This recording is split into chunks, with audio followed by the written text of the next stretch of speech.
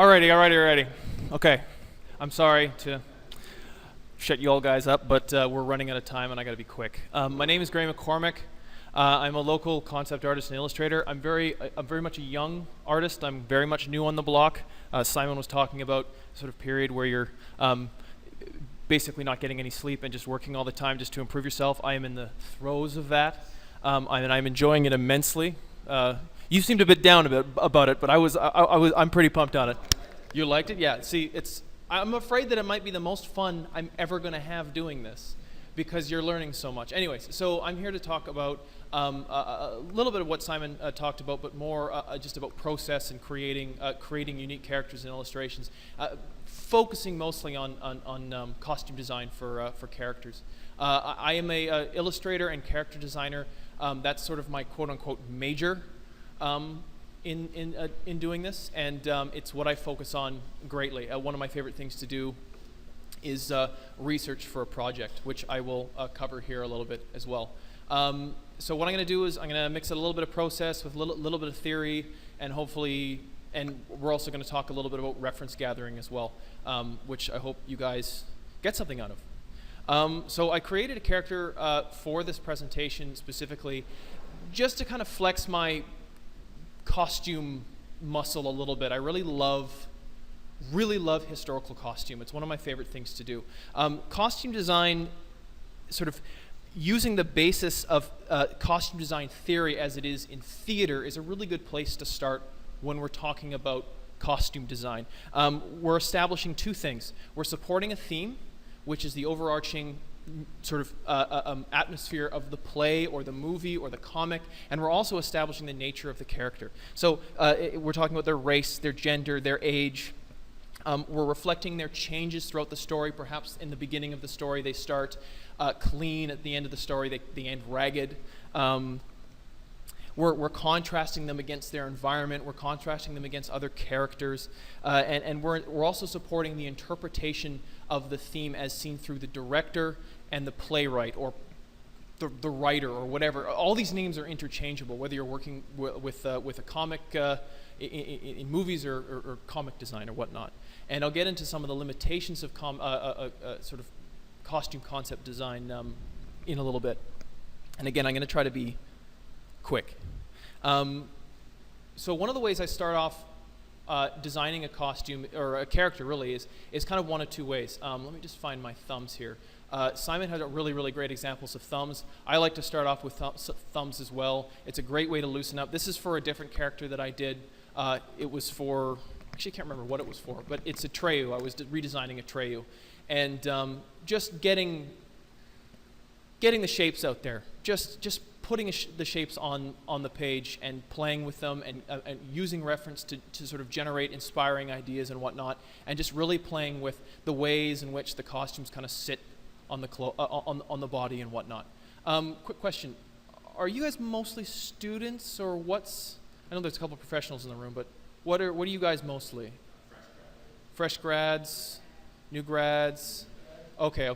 So I'm not gonna I just don't want to tell you anything that you already know. That's the kind of thing. That's kind of what I gauged you guys as. Okay. Another way I might start a costume is I start with a very firm idea in my head of kind of what I want to go with. Okay. In this case, I wanted to kind of create. Don't laugh. Red Riding Hood in space. Very simple, but just something that I could really kind of launch from. And after doing my initial reference gathering, I decided kind of on a style that was based in Turkish style clothing. Now this is kind of how, so this is where I'm going to talk about the importance of reference gathering. You just graduated. Your teachers have probably mentioned a couple times that reference gathering is good. They probably undersold how smart you can be about reference gathering. It's not about Google image searching. If that's all you're doing, you're not doing it right. This is your opportunity to really understand and grow your visual vocabulary when designing anything, whether it's an environment, a character, or a vehicle. This is what it's about. It's about making you a better artist in the long run. So use this time wisely to not just type in white skirt and then just take whatever you can find. Be smart about it. So what I wanted to start with is I started with one of the classic books you guys have probably all seen, is The History of Costume, or what is it called? Historical Costume Design or whatever, I can't remember. It's that big massive tome Taschen puts out. And I really just kind of loved the way this big white skirt looked. So I kind of just started with that. And through my research, I discovered that this style of clothing was called, I'm going to screw up the pronunciation, but it's called Turquerie, which is an 16th to 18th century style of clothing that was very popular amongst Europeans. I wouldn't have known that had I just done a Google image search. So knowing that, I can able to implement those search terms into Google and start getting better search results, finding more precise images and forming a sharper idea of what I want to create. And from there, I can move outwards. I start to think, okay, Red Riding Hood space. I'll grab something from Prometheus. And you know what? That armor kind of looks insect-like. So I might grab some insects as well. Kind of draw that into my inspirational process when I'm rendering out the final materials. Another, which is also a keyword, finding materials. What are they wearing? Silk, cotton, linen. What do those look like? I looked at this is a Sargent painting. Sargent did absolutely incredible portraits of people wearing the most opulent clothing. So how did they represent that? How can I draw that into my inspiration? So when you're designing any character, when you're designing any costume, good, smart reference gathering is absolutely key. Like, I cannot stress it enough. I will spend 3 to 4 hours just searching alone, and I won't even start drawing yet. Because I don't even like when I'm designing a character where I have like kind of a firm idea in my mind. I don't like drawing if I don't have anything to go off of. So once I kind of do that and I kind of get a good sense of where I'm going to go, I can start putting in the pieces. Now I might iterate a little bit on this, but because I liked this design so much, I chose specific parts to just iterate on. I wanted to kind of explore her helmet a little bit. Kind of decide what shapes I wanted to use, like how I was going to get across kind of this sort of cowl-hooded space helmet that I wanted her to have. Also did some color comps and whatnot. So this was important to sort of still maintain the exploration process. One thing I was going to say, just about one last thing about reference gathering that I can't stress enough, is that it's really, really easy to screw up. You're going to spend 3, 4, 5 days, weeks maybe, on a piece, and if you haven't done proper reference gathering, you're going to experience something that's very unpleasant. These people did an amazing job of, I hope none of you actually made these pieces because I'm about to kind of criticize them a little bit. These people did an amazing job of creating these characters. Some of them spent hours rendering out the flesh, thinking about the costume, creating this model, and that must have taken hours, like if not days. But they all screwed up in one fundamental way. Can anyone see what it is?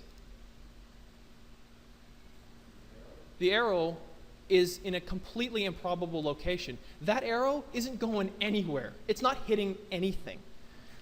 That, despite all their effort into life drawing and rendering out patterns and foliage and all this stuff, it's on the wrong side of the bow. You had one job. You had one job to do, and you messed that up. This is not a testament to your inability to paint. This is a testament to your laziness. Do not skip out on reference. That's all I'm going to say on reference. That'll be it on reference. And I hope that no one knows the people who did this, or they're not in the room right now. I hope they don't feel insulted. I just find this you see this all the time. And when it comes to reference gathering as well, and when it comes to costume design, you really have to focus on how it's going to function. How does cloth sit on the body? What's the difference between silk and heavy cotton? One is going to weigh more than the other, okay? One is going to have different folds and different effects on the body, and the body's going to have different effects on it. So again, do your research, absolutely. So when we get kind of back to the, actually, you know what? I'll go through just a little bit of process as well. So where is my? Hold on. Let me just find myself here. Here we go. So this is another character that I did. This was based. My favorite genre is historical fiction. I love getting crazy with like historical periods and whatnot. This is ancient Persia, which was really fun. And I was lucky enough to actually create a piece that that was kind of well organized in its layer process. So you can kind of see how, you're going to kind of see how I create this character. Let me just sort of reverse engineer it here for a second. Where's my pen? There we go. This is quicker. So again, I would start with the same process of reference gathering and thumbnails and whatnot. Anyway, I don't really have any good process for this guy, but so it's just kind of like, there was no point in bringing them. You know, I start with a very limited palette, 5 colors to be exact actually. I start with a basic pose, kind of how I want to sort of frame them out. I change my mind completely. And then I start blocking things in. And now I'm kind of getting a sense, okay, like his stance, where the major source of light is coming from, where is kind of going to sort of be the darker areas in the picture, yada, yada, yada. And then from here, what's up? Oh, actually, specifically the reason why I made this pose change is because I was looking through my old work and I realized I had a character in the exact same pose. And maybe that's good to mention, like maybe it's good to, like, before you do anything, to kind of get a sense of where you're at and what you've done already, just so you're not making the same mistakes. Like, so Simon, again, was talking about life drawing. Life drawing is hugely important. It's incredibly important. And I'm very lazy about life drawing, and I try to get out there as much as I can. And the reason why it's important is you will begin to get comfortable drawing an arm or a leg the same way you've always drawn it.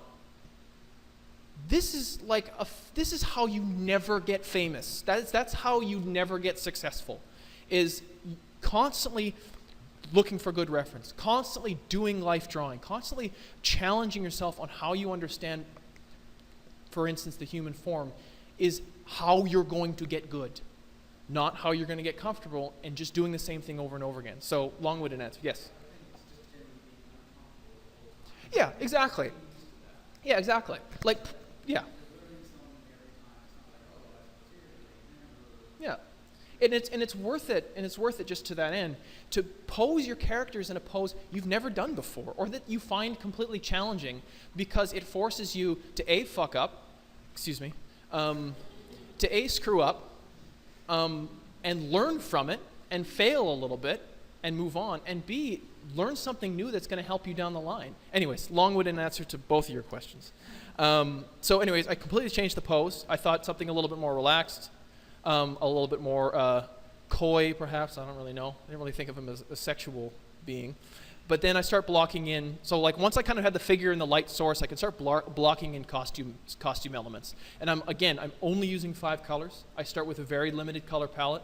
I add basic colors beyond that. So I have a palette in Photoshop. I don't have it here, unfortunately. It's cobalt blue, sienna, a burnt sienna, stuff like that. Those basic colors that I add and subtract from my color mixtures. Yes? I do. You like black and white and then paint over it? Yeah. Or like start with that base. I used to, but I just found, unfortunately, that every time I started to apply color, it just got muddy. So what I did, and I couldn't start a painting with just using the entire color wheel either, because that was just chaotic. So I found this like really happy medium where I chose I go to, a good site to know is cooler.adobe.com. I go there, I become very deliberate and very specific about the colors that I want to use. I'm drawing from my reference. I'm doing little color comp, like we're talking 10 pixel by 10 pixel thumbnails, and trying to get kind of cool, interesting little color things, just like experimenting and then drawing from that. And then again, just really, really specific 5 colors to start. Boom, that's it. And then I just start to get, I'm just more comfortable and more, it just seems more manageable that way. And then I can kind of push and pull the temperatures from there. Exactly. Yeah, and it's almost like working monochromatically. Like you can see here at the bottom where I started. Where's my guy here? Like, this is very monochromatic. You know, I'm using almost 2 colors at this point, but I'm just establishing value and composition. And then beyond that, I'm just adding more colors. So I'm trying to keep it as simple as I can to start, and make it more complicated as I go, rather than just jumping in the deep end with like weights around my feet. Anyway, so continuing to add block-in costume elements, refine some more. I've changed the design of his helmet. Seems a little bit more creepy. Starting to add just little elements here. Okay, axes, sweet, more axes, super sweet. Okay, and then at this point I'm like, I can see the end. Like I've gotten to this point and I'm like, all right, I know what this image is going to look like, and now I'm just going to start refining. So now I've blocked in some background elements to further push the narrative. This is honestly my favorite thing to do. Pose a character in a small environment and just have them sit there. Like, if I could do that for the rest of my life, I'm happy. It's gravy for the rest of time. And then just like I said, just fleshing out more of his environment. Adding stuff. I don't have anything too much to say. Pushing and pulling values is really important at this stage as well, because you kind of step back from your image, and I wish the quality was a little bit better, but I started to feel that the background was a bit too light behind him, so I started to kind of fill in darker values around there, push the form of his body up against the wall. Again, more details. Yeah, well, like I'm just, yeah, and then the background isn't necessarily as important, but I want it to kind of sell the idea that he's somewhere relevant, right? And so I kind of just block it in, but really I'm just trying to push the focus to him and kind of his face. Yes. Oh, time? 5 more minutes? Okay, well that's good, because we're almost done. And then just final adjustment layers after the end. Use Photoshop. Don't let your ego go a little bit. Don't worry about the fact that it's not perfect. Just, we're here to make a good image here, so don't worry about that. So that's kind of the process of creating that image. And then with this lady that you just saw from here, this is the work in progress that I created for this. And this is just me pushing the Red Riding Hood in space thing, where I blocked in her little basket robo gingham thing at the end, just to kind of, I thought it was cool, so I just blocked that in real quick. But I'm really focusing a lot on, let's see if I could zoom in here. Hold up. Oh yeah, let's move around here for a sec. I'm focusing on the material of her dress, the material of her cloak, trying to get these folds right. You can see the difference between these folds and these folds. We can imagine that this cloak is a much thicker material than this skirt, right? So that's one good way to thinking about it. This is obviously a different material than this and whatnot. Thinking about like specular reflections and, okay, this is metal, so like what's happening there? We're going to pick up a lot of light around it, etc., etc. Yeah. So that's kind of where I'm at, and this is a work in progress, so I'm probably going to finish up in the next week because it's driving me crazy. And that's kind of the basic understanding of how I work. The one last thing I wanted to say about sort of costume design theory is that I design, this is a personal project, so I'm designing for my own stupid entertainment. Like, I just want to design a cool character. I'm not necessarily, but if I was going to put it somewhere, this would be like a movie. This is a movie for me, because each medium has a limitation. If you're designing for comics, you don't want to design this character, because you have to draw this character 1,000 times for the rest of your life probably, and you don't want to do that. Comics are limited to static images, often black and white, often very limited color palette, so you have to design with that in mind. Theater, designing for theater, you're viewing the character from a fixed distance and angle, so the detail and the close-up understanding of your character is not necessarily important. They have to be clearly read, so it's important to have a simple design. Movies, we're getting in close and we're coming out far. Lots of different kinds of shots. It has to be based in reality, but not really. You can design a costume that has real elements and CG elements, so that's something to consider. Video games, you're limited by a budget of polygons or processing, so that's something that you have to consider as well. So all these different limitations of character costume design come into play when you're designing for a specific medium. So that's really important to take into consideration when you're designing. Like, you can't have floaty things around some dude's head in a theater. You can't do that. You can't do that in a play. Conversely, like, I have no idea why they ever designed, like, Iron Man is an insane design for a comic book. That's so much drawing in that, and they did it, so, but, like, again, things to consider. I think that's it. I think the only thing I have to say last, which is kind of a non sequitur at this point, is tropes. Being aware of design tropes kind of ties in with reference gathering as well. You'll notice that there's no belt buckles on her. Belt buckles are the fantasy equivalent to blue glowy bits in sci-fi. You don't want to stay away from tropes. Tropes are an identifying mark. She has a space helmet on. She's in space.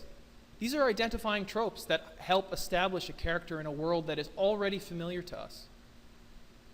But you don't want to push it to the point where you're just relying on the tropes to help sell the character. Belt buckles on a fantasy character and big shoulder pads, okay, he's a tank.